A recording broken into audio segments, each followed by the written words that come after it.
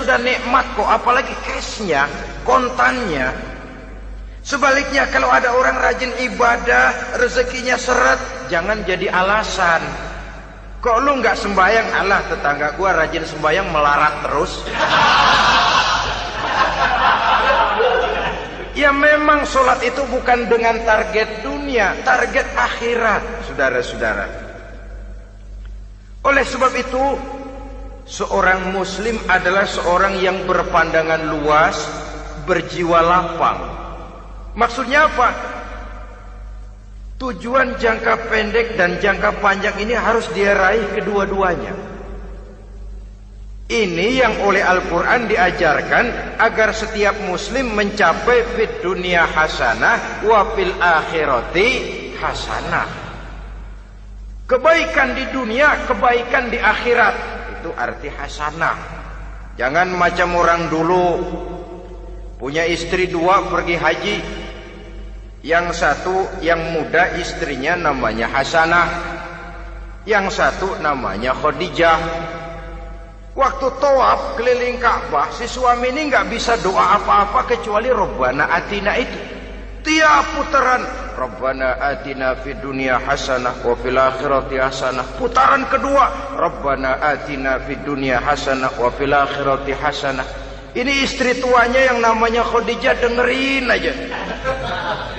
Akhirnya di satu saat dia colek suaminya, "Bang, mentang-mentang Hasanah bini muda disebutin melulu. Saya dong disebutin dalam doa." "Iya deh, ntar putaran selanjutnya." Suaminya blow on juga. Putaran kedua dia baca Rabbana Atina fid dunya hasanah wa fil akhirati Khadijah.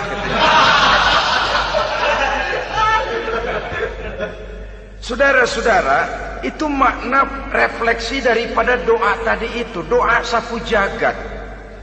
Kita ingin fid dunya hasanah wa fil akhirati hasanah. Tujuan jangka pendek dunia tercapai, tujuan jangka panjang akhirat dan ridho Allah juga tergapai. Oleh sebab itu Al-Quran menjelaskan, "Wabtaghi fima atakallahu ad-daral akhirah wa la tansa nasibaka minad dunya." Dengan karunia yang diberikan Allah kepadamu, carilah bahagia akhirat. Wa la tansa nasibaka minad dunya, tetapi jangan lupakan bagianmu dalam kehidupan di dunia ini. Cari akhirat, utamakan akhirat dengan tidak usah melupakan jatahmu di dunia. Kenapa saya katakan seorang muslim berjiwa besar? Sebab andai kata dia gagal mencapai tujuan jangka pendek, andai kata dia gagal di dunia, dan dia oleh Islam diajarkan jangan sampai gagal, tapi andai kata dia gagal, dia masih punya tujuan jangka panjang, akhirat dan ridho Allah. Dia masih bisa menghibur diri, biarlah di dunia kita sederhana, bahkan biarlah susah di dunia, asal di akhirat kita bahagia. Orang yang tidak punya pandangan hidup semacam ini, surgalah dunia ini. Segalanya telah tertumpu di sini.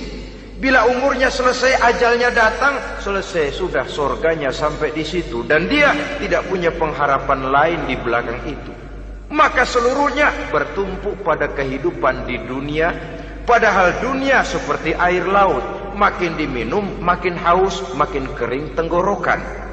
Dunia yang diperturutkan menyeret manusia ke dalam lingkaran setan, terjebak dalam sifat yang namanya tamak bin rakus alias serakah.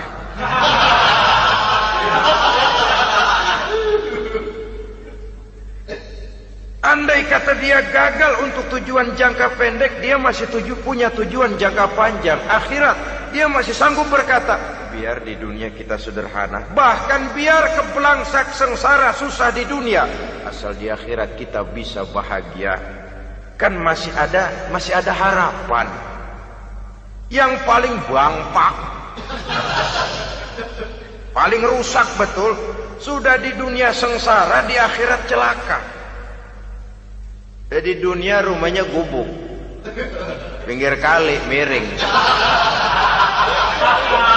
asal hujan bocor. Utang selebar warung. Bayang kagak, ngaji enggak, puasa enggak. Saban malam merit mulu. Saudara hadirin yang saya hormati, lalu kapan mau bahagia kalau sudah di sini susah, di sana akan susah juga. Ini yang pertama, seorang muslim, seorang yang optimis, berjiwa besar, luas pandangan. Kegagalan dia dalam jangka pendek tidak menyebabkan dia melupakan tujuan jangka panjang. Yang kedua, positifnya apa? Cara dia mencapai tujuan jangka pendek diwarnai oleh keyakinan adanya tujuan jangka panjang. Dia memang benar cari harta, tapi karena dia yakin ada akhirat, Allah ridho apa tidak? Ini positifnya. Saya memang cari duit, tapi dengan cara ini Allah ridho apa tidak? Saya memang ingin berpakaian yang rapi, tapi dengan tidak menutup aurat begini, Allah ridho atau tidak? Saya memang bergaul menghormati teman, tapi terjebak dalam minuman keras karena menghormati teman, Allah ridho apa tidak? Ini orang yang punya tujuan jangka panjang. Segalanya diberikan bingkai dengan pertanyaan, Allah ridho atau tidak? Keyakinannya terhadap tujuan jangka panjang mewarnai gaya hidupnya di dunia ini, mencapai tujuan jangka pendek tadi. Mau minum, Allah ridho apa enggak ini? Mau makan, yang saya makan Allah ridho apa enggak ini? Pendeknya apapun yang mau dia kerjakan, karena dia punya keyakinan tujuan jangka panjang, dia selalu menimbang terhadap ridho Allah tadi. Jadi tanpa prestasi ibadah, kita nol besar dalam pandangan Allah. Ini nilai manusia yang hakiki di sini. Ini makna inna akramakum indallahi atqakum. Di akhirat nanti kan tidak pernah akan disidang, kamu pendidikan setinggi apa? Tidak. Gelarmu berapa renteng? Profesor, doktor? Tidak. Akhirat hanya menyidang, kau sholat atau tidak? Kau puasa atau tidak? Kau zakat atau tidak? Diberikan kamu harta yang banyak, dari mana kau dapat, kemana kau belanjakan? Prestasi ibadah itu yang ditanya. Setinggi apa pendidikan, sebanyak apa pengalaman, no problem. Tidak jadi masalah di akhirat itu. Prestasi ibadah itu yang akan kita persembahkan di hadapan Allah. Itu makna inna akramakum indallahi atqakum.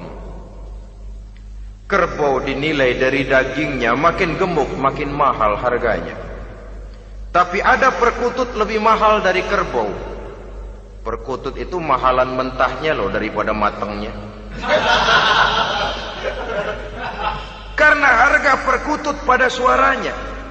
Lalu di mana harga manusia yang paling gemuk? Tidak. Suaranya, oh kalau manusia dinilai dari suaranya, barangkali Madonna nomor awal masuk surga. Hanyalah dengan prestasi ibadah kita bisa mencapai tujuan jangka panjang akhirat dan ridho Allah. Nah, baiklah ya, kalau sudah jelas bahwa kita punya dua tujuan jangka hidup, jangka pendek dan jangka panjang, bagaimana Islam mengajarkan kita meraih dua ini? Pada prinsipnya Islam mengajarkan sistem keseimbangan. Dalam berbagai aspek kehidupan, keseimbangan ini nampak dengan nyata diajarkan oleh agama kita. Seperti ayat yang saya bacakan tadi.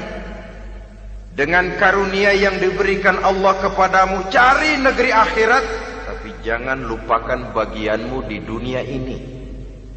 Dalam bentuk yang lebih nyata, bekerjalah untuk duniamu seolah kau akan hidup buat selamanya, tapi bekerjalah buat akhiratmu seolah kau akan mati besok.